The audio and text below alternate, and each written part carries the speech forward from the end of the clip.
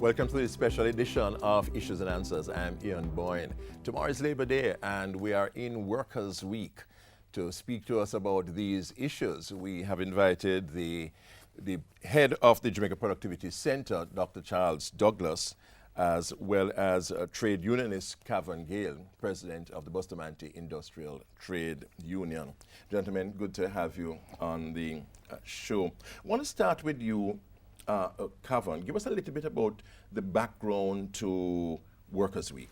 Well, it is a means of celebrating and preserving where we're coming from, where our forefathers pre-1938, they were deplorable working conditions, very small wages, workers had no benefit whatsoever.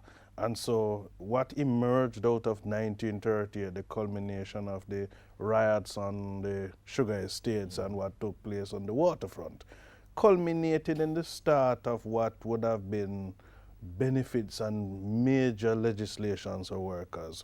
Workers never had to work from sunrise to sunset.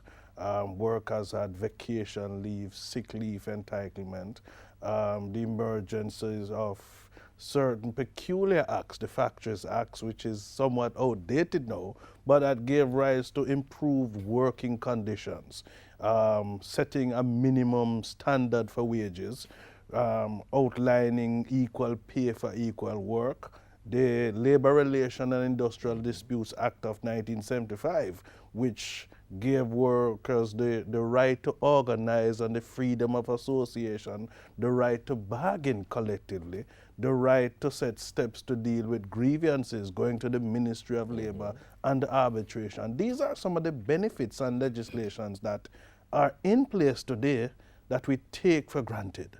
And so Workers' Week should be one that showcase in terms of preserving our history, showcasing what we have, and to make a determination as workers how we continue to improve our labor standards and how we continue to improve productivity. Dr. Douglas, there is a particular emphasis this Workers' Week on productivity. Could you talk to us about the relationship between productivity, the growth agenda, which the country has as an overarching goal, and workers? Right. I think the context of the growth agenda is very important. And I think also that productivity is central to growth. I think at the beginning I want to emphasize that I think when you look at productivity and Workers' Week, remember now that productivity is about improving the living standards of workers. And the only way we can actually have improved living standards and sustain it is through productivity. So I make the connection right there. And to the extent that we have high productivity, it's going to lead to higher income, hopefully, and higher income will lead to higher standards of living. So I think really and truly in the final analysis then, if we want to improve workers' standard of living, then productivity is a sustainable way to approach it. And I think it's quite fitting that in Labor Week, when we celebrate Labor Week, we should also introduce productivity in the dialogue. I believe that there are many important things which we have to address with respect to productivity. But really, probably where we should start is to look and say, in terms of economic growth, we have some things that drive economic growth. We have, for example, the contribution of labor in terms of both quality and quantity. We have the contribution of capital with respect to both quantity and quality. And we have the contribution of what is called total factor productivity, which is nothing more than... We had a problem in the last nearly 50 years, productivity has declined in Jamaica. Without going into a long thesis, what essentially has been the problem, and how can we move from problem to solution? Just briefly. Well, I believe that we have not made the the changes that we need to make. For example, we have not invested much in terms of technology. Okay. We have not invested a lot in terms of human capital development. Okay. So the quality of labor, we find that is very low. And if we improve or step up the quality of labor, then what we're going to find is that we have a labor force which is capable of making critical decisions, labor force that is able to contribute to innovation. Okay. I want to bring in Cavan and so at forth. this point. Cavan, the role of the unions in getting workers to see that their interests are beyond the workplace, that if they make sacrifices, for example, for the national good, that redounds to their benefit. How do you help workers to bring about that paradigm shift, especially coming as they would in our labor history from the 38 scenario that you mentioned? Well, it all boils down to a number of factors. The first element is trust. Yes. If you workers are making sacrifices and have been making sacrifices, but there's an uncertainty among the workforce in terms of their own security. There's also an uncertainty in terms of, if I invest, in the long run, what is that return on investment? And so that's where the trust factor comes in, because over the years, you have had situations where organizations, company have been in problems, and that's when they tend to engage the workers, when they are in problems. Yes. Not at this standpoint that you are developing your strategic plan and you're making your plans going forward, and that is when you need to engage the workers and collaborate with the workers to say, how are we going to change the way we do business? How are we going to improve the efficiency? And remember, we're operating in one global atmosphere where we have to compete with countries from all over the world. Now, in that case, there has to be this thing where you educate and train the workers to become more efficient and to become more competitive. So those are some of the factors that employers must examine in terms of embracing the change. Not only the technological change, not only the change in terms of the working condition, but the change of recognizing the need to include and collaborate with the workers and their trade unions. And your own message to workers would be what, Cavan? What would you say to workers today in terms of what they themselves need to do to equip themselves to produce? My own message to any worker is that you need to improve at what you do today for tomorrow. You need to work more, be more efficient, you need to be more responsive, and you need to do your best to demonstrate to your employer that you are doing what is required. Once that is done, you expect a reciprocal response from the employer. Yes. Message from trade unionists to workers. Cavan Gale speaking. He and Charles Douglas, who head the Productivity Center, have more when we come back from a short break.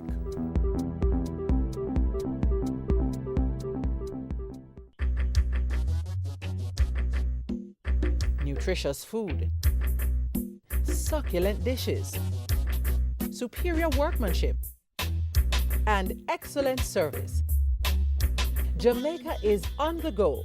Let's grow what we eat and eat what we grow. Let's harness the indomitable spirit of our most valued resource, our people. Let's support our local businesses. After all, buying Jamaican means building Jamaica. Original.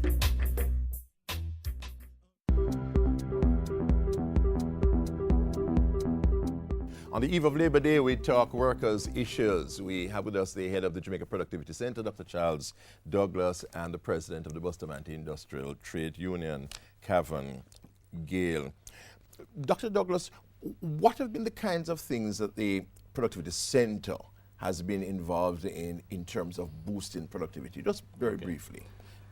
Actually, one of the things that we are most interested in is we do work to influence policy. Okay. Okay, that's one. And we do work, actually provide technical assistance to firms. Actually, last week, Minister Kelly and a team from the ministry visited some of the factories that the productivity centers actually work with. And what we wanted to do from that was to showcase some of the things that how the productivity center work with workers and management to advance the productivity agenda, and in that way advance the growth agenda. So basically we provide technical assistance. Right, technical assistance services, and we do training, and we actually go to these organizations. We do an assessment, what is the situation, we have discussion, and then we actually make recommendations, and if the management desires, we help them to implement the recommendations. And we do follow-up work to measure the impact of those recommendations. Kevin, the unions have moved in their modus operandi and consciousness over the years, not just fighting for wage increases, but working to advance the interests of workers in a broader sense and helping them to understand how things that happen in the economy affect them. Talk to us a little bit about this broader approach that the trade unions have been taking. Well, the approach of the trade unions is that we can't reside the collective bargaining process to just negotiating for improved wages and terms of conditions of employment. It's more broader than that. It's getting the workers to be, improving their own lifestyle, operating with a healthy lifestyle, looking at the whole question of retirement, looking down the road, and looking at entering the workforce and the beginning of your development. So it's more than just negotiations and talking about wages. And so you're talking about things like workers investing in themselves, investing in your education, investing in their training. Investing in your training, your own development. And not only your own development, the development of your family, the development of your kids, your children. It's a holistic approach that we have taken when we get to the bargaining table. And not only that, we have displayed an interest in terms of the well-being of the organization and the entities of these workers that we represent, to ensure that these entities are viable. So it doesn't make any sense to make unreasonable wage claims on them. We have not made unreasonable wage claims. We have made what I would consider a reasonable approach, a different outlook in terms of how these entities can be more competitive. And that's why the Productivity Center plays a very critical role in the advancement of this growth agenda. We believe that productivity must be the heart of this growth agenda, because without productivity, without having an efficient workforce and an efficient organization, we will not advance the growth agenda. And that's why I believe that a serious look needs to be extended on the role of the center, how the center is funded, how the center can be expanded, because it can't be confined to just these entities in terms of factories and so on. You have to look at a broader aspect in terms of our economy. Looking at the finance sector, how you can improve the systems and processes of the finance sector to make it more competitive. Looking at the tourism sector, how you can improve the human resources and the service delivery inside these sectors to continue to attract guests to the country. And these are some of the things that we must look at. How we do things today, we have to continue to adapt to the changing environment. And that's why we believe productivity is essentially important towards this change. Great. Dr. Douglas, you have a great advocate in trade unionists, Kevin Gill. Thank you very much, gentlemen, for your discussion on the eve of Labor Day, Workers' Week, and the interests of workers. That has been our focus in this special edition of Issues and Answers. Until next time, Ian Boyne wishing you a pleasant evening.